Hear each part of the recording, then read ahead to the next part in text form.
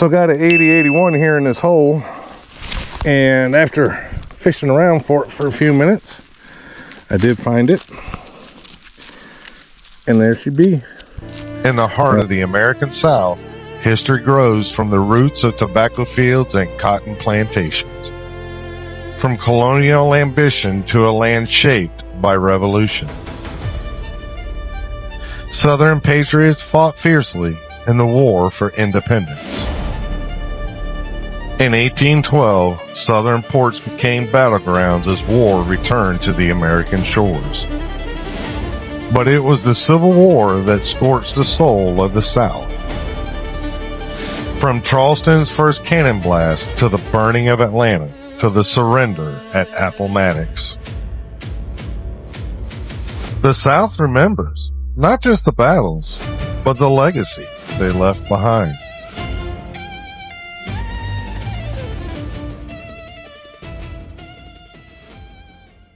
Hey, good morning. Welcome back to Dixieland History. So today we are out on a brand new permission, and out here is where, let me backtrack a little bit. So I've been in this pursuit for General Hagood. General Hagood was a Confederate South Carolina soldier here in South Carolina, and I just love his history. I love everything he was as a soldier and as a commander. Me being a retired Army, he was one that I really enjoyed reading about a lot. So what I'm doing today is out here on this permission is trying to find one of his camps. The problem is that camp was only here for 2 days. The other problem is there's about 400 acres here I have to search. But within these acreage, there was also a skirmish between South Carolina and Georgia troops against part of Sherman's army as they were marching through the state of South Carolina. And remember, in the last video, I mentioned that Sherman's troops had took over Columbia on February 17th of 1865. So it was right before then. They were on their way to Columbia to come through here. And so South Carolina and Georgia was basically trying to slow them down or scare them off, divert them, do whatever they could to help protect Columbia.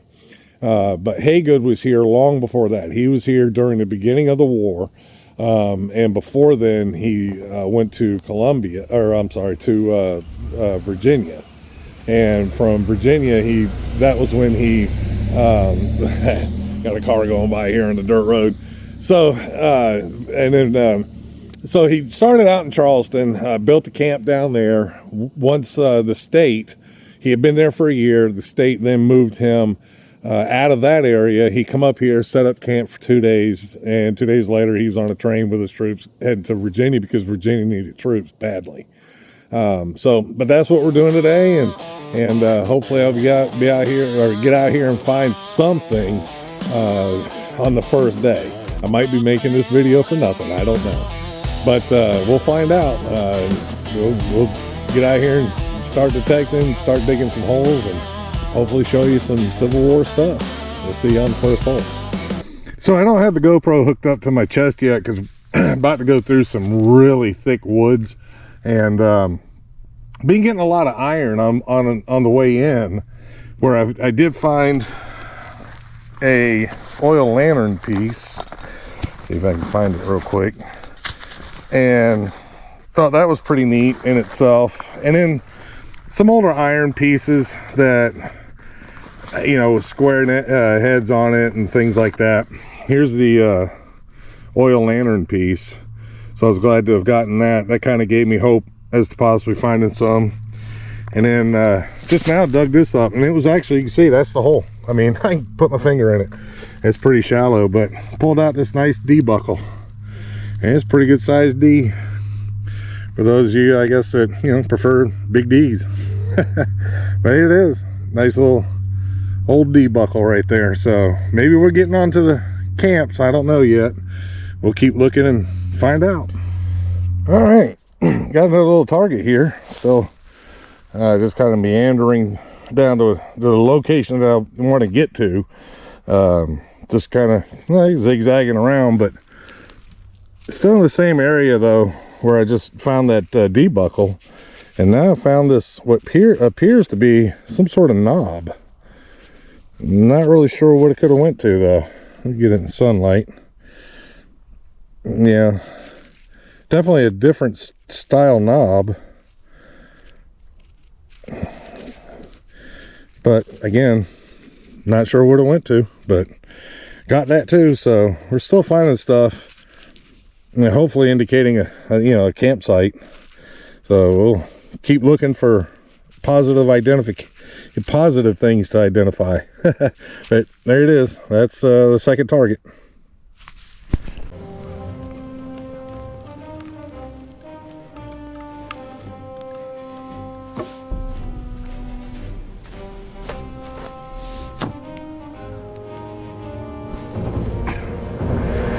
All right, I think we're getting into the area possibly where there might have been some action going on. I just found this musket ball fired right there. So keep our fingers crossed, and maybe we'll find some more lead, or possibly, hopefully, some brass, some buttons, and who knows what else. But yeah, might be getting into some activity. Let's see if we can find us some more. So I just saw it in here somewhere. Here we go with a fired Confederate Colt round, or a little baby 2-ringer. But yeah, another Confederate round. So that's two. Let's see. Well, yeah, 2 pistol rounds. Last musket ball there, that was a 44 cal. That's a pistol round. Here's a pistol round. So we're definitely getting onto the fired Confederate stuff. Now just to find out what they were shooting at. Maybe we can see some buttons right next to the bullets. Yeah, I won't say on here as to why, but I think we can all figure out why. Anyhow, we'll get on to the next.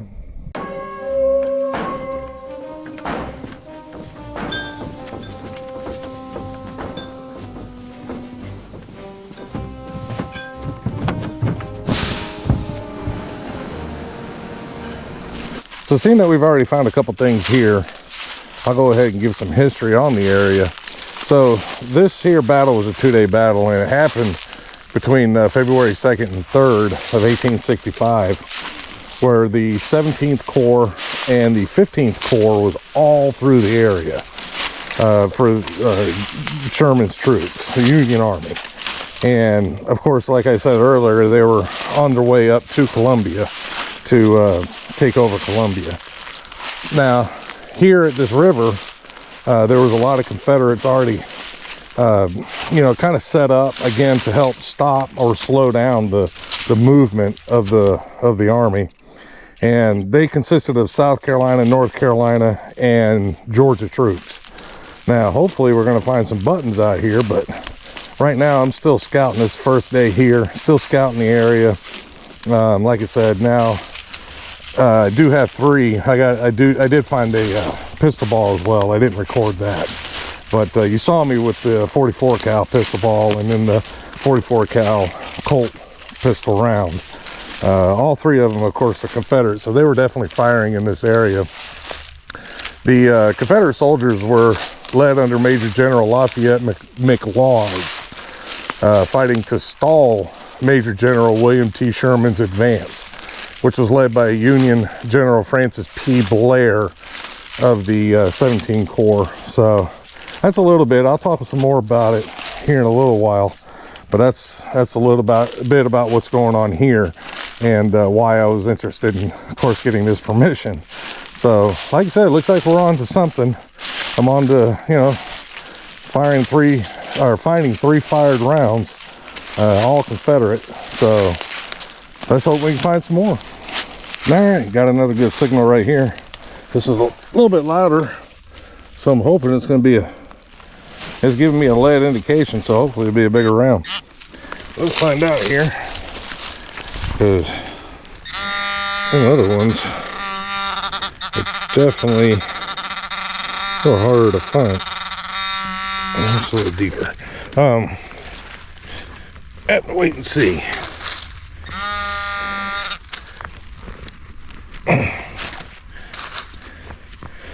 There, get it out. Yep, it is. What do we got here? So like I said, we're definitely on a spot where lead was flying through the air back in 1865, and that is a two ringer? Might be a Gardner. It's a two ringer. I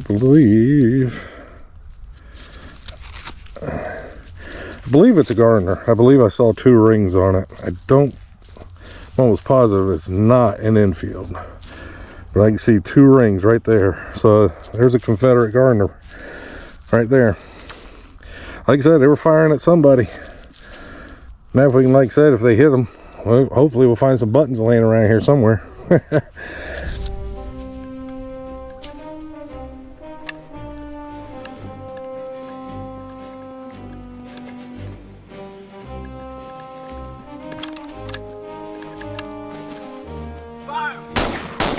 Alright, so still at that same hole where I just found that Confederate fired Gardner, and swung the detector over it to see if there's anything left in the hole, and look at there, got a buckyball out of it. So they may have fired both of them at the same time down the same barrel, and with the same black powder. But there you go, little buckyball just come out that little hole too. So I'm gonna keep scanning around, might be some more in there. We'll see. If there is, I'll let you know. Well, got us another little 44 cal pistol ball. Yeah, they were definitely firing some, but it seems like all but that one Gardner, everything's pistol rounds. So no, that's not true. That's not true. That one musket ball, the second musket ball, the one I for whatever reason forgot to film. Anyway, that was not pistol. So but yeah, so they were firing everything up here. Now we can just find us some artillery rounds. I don't know if they used artillery, but it'd be cool to find. So a little bit about the commanding generals in charge of this two-day skirmish, two-day fight. I mean, it really wasn't a major battle, so I'll just call it a two-day fight.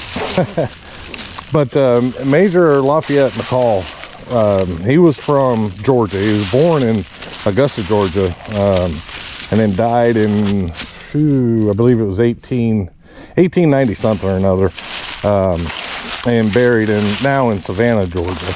So he's still in Georgia, just not in his hometown, I guess. He was, like I said, part of the Confederate. He started out in the Union Army when he first went into the Army, and then when the war broke out, he switched over to being in the Confederacy, of which then he was given the rank of general. Ultimately made it up to Major General. Now he fought in quite a bit, or quite a few major campaigns, including Antietam and Fredericksburg. And Fredericksburg actually is where Robert E. Lee praised his defense on Marye's Heights. And then he also fought in Gettysburg, where his division made successful assaults through the peach orchards and wheat fields. He ended up, after Gettysburg, going to Knoxville, and after the Knoxville campaign, he was actually court-martialed. He was court-martialed, and I don't know if the military still has this today or not. I've never heard of it. But that doesn't mean, I guess, that they don't. But he was court-martialed for inefficiency. Though that was overturned for procedural reasons. I really haven't looked into it hard enough to figure out what those were. But finally he was sent back home to his native Georgia to resist Sherman's march to the sea, and eventually ended up it's the word I'm trying to think of. Retreated. He retreated out of Georgia and up into the Carolinas, where he lost a lot of men, during his messing around with Sherman's troops.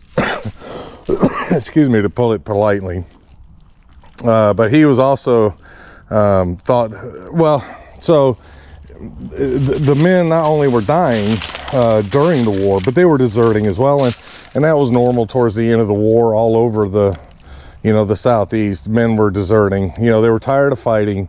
They were hungry, because it got to the point where even the plantation, in the beginning of the war, the plantations, would help feed the soldiers. They would bring them in, they, slaughter cattle, hogs, chickens, crops in the fields. They'd feed them that. And then, of course, take supplies with them, onto their next destination. But towards the end, even the plantations were running low on food, and especially here in the Carolinas, because that's what Sherman was doing. He was intentionally trying to break the will of the Confederate soldier and Southerners, period. So, man, it's a little watery over here. I don't think it'll stick around this much longer. So, a lot of them would desert. They had disease, hunger. It was just a bad time, for the Confederate soldier in 1865. It was presumed though that McLaw had surrendered with Joseph Johnson in April of 1865, and it's presumed, but it's also a pretty good chance that happened, because most everybody was surrendering then, and especially after Lee did at Appomattox. Keep moving forward!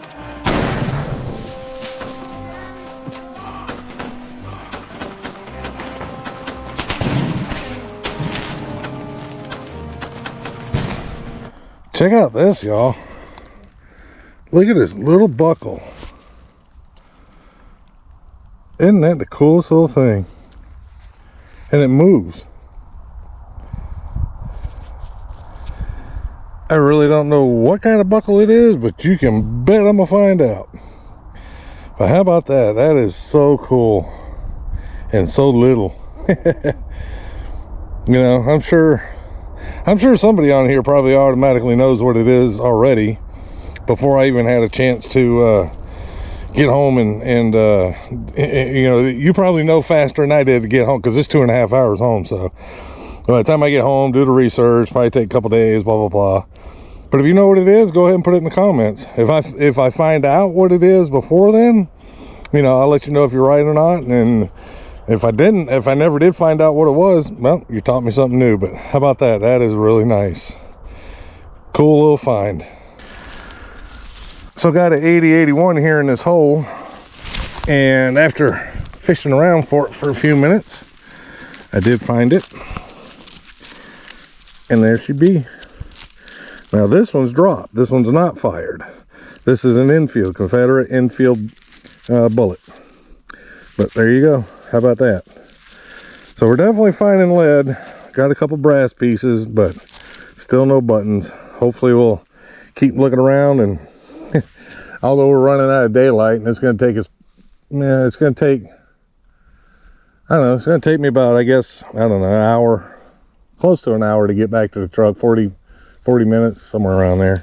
It's a good little walk, but I'll make it. But yeah, there we go. A dropped infield Confederate bullet.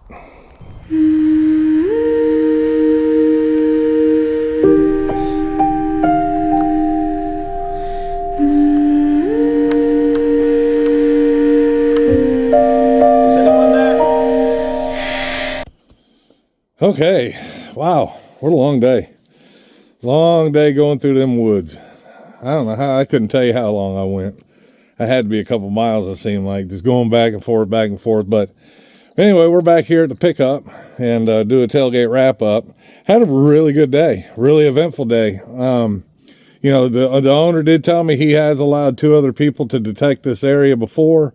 So I don't know what they got, if anything. I mean, there's so much land, and unless you do some research as to, where these Confederates were possibly located, where the 2-day battle possibly was located, you probably won't find anything. Unless you just get real lucky and, maybe a deserter went running through the woods and, dropped something. But did pretty good, like I said.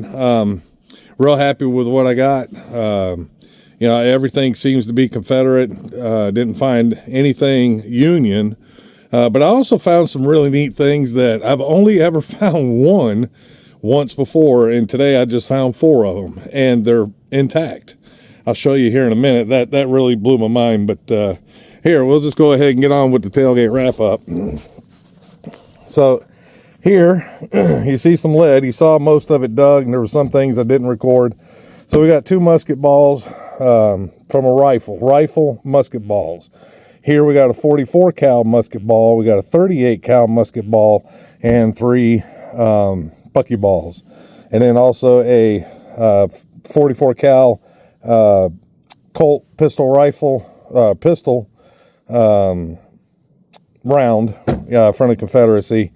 The Garner, the Garner bullet, and the last bullet you saw me pull out was that Enfield. Again, being that all of these were kind of in the same area, that Enfield was a little ways off, not very far, but it was a little ways off.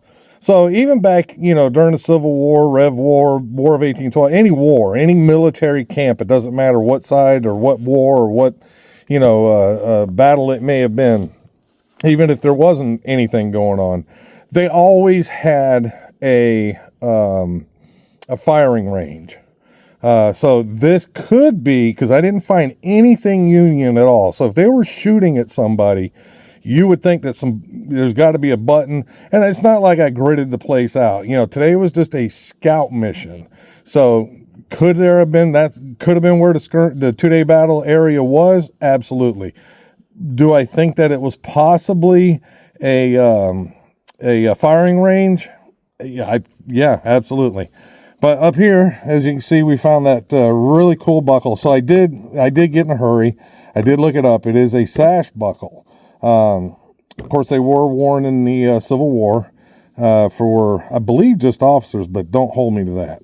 And then, of course, the Big D buckle, the knob of some sort. I still don't have a clue what that could have went to. Have no clue what that is. I just thought it was cool because you can tell it's hand forged. A bent up piece of brass. I'll clean it up. Hopefully, maybe it'll have some sort of design on it. Could be part of a buckle, for all I know. And then, of course, this is good old 12th Georgia. Now, what's special about these 12th Georgias is you see that 8-point star pattern? That indicates right to me, right there, that's 100 years old or more. And so that's why I decided to keep it. And here, and most of you probably know what those are, and they were out in the woods all by themselves. The jars were there, they were busted up, but couldn't believe it. These porcelain discs, they went into the ball jars to create a seal. And, the whole time I've ever metal detected, because again, I don't do a whole lot of, home sites. There they were just laying out there, but I've only ever found one. Luckily it was whole. I do believe this one might have some little cracks in it right here, but these 3 here are absolutely 100% whole. And this bottle, I mean, this 50s bottle had a sticker on it here. I just liked it because of the design on it. Made in the USA. It's a twist top, but so it ain't worth a whole lot, but it's still pretty cool. But that's it. Had a really, really good day. Enjoyed doing, what I did today. I can't wait to show the landowner, because I do believe he said the other 2 gentlemen, if they did find anything, did not show him nothing. So I'm looking forward to getting his excitement over that. But we'll be back out here again. I don't know exactly when. Hopefully within the next week or 2, and kind of go from there. But it's, as long as the weather stays nice, as long as we don't get no more of that snow and ice. But appreciate you watching Dixieland History. If you like what you saw here, what I was doing out there in the woods, or any of my past videos, feel free to subscribe. And like I said before, it's free. So what I'm gonna do is I'm gonna go in my bag here. I'm gonna go get a nice fresh one up here. I'm gonna get me a Milo tea, because I am very thirsty. And again, hoping Milo will see this and possibly throw me a sponsor. I get this up front, I'll get it later. but again, appreciate you watching. Look forward to doing another one for you guys. As far as the history lesson, so I talked more on the Confederacy side, again, because I was, that's kind of what I was finding anyway. When I get back out here, I'll go over the Union side, the generals that were involved, Obviously, we all know who Sherman was and where he was from and all, but, you know, we'll talk about the commanding generals that were here, that were under Sherman, and go from there. But see, told you about Milo. Love my Milo tea. Anyway, we'll catch you on the next one.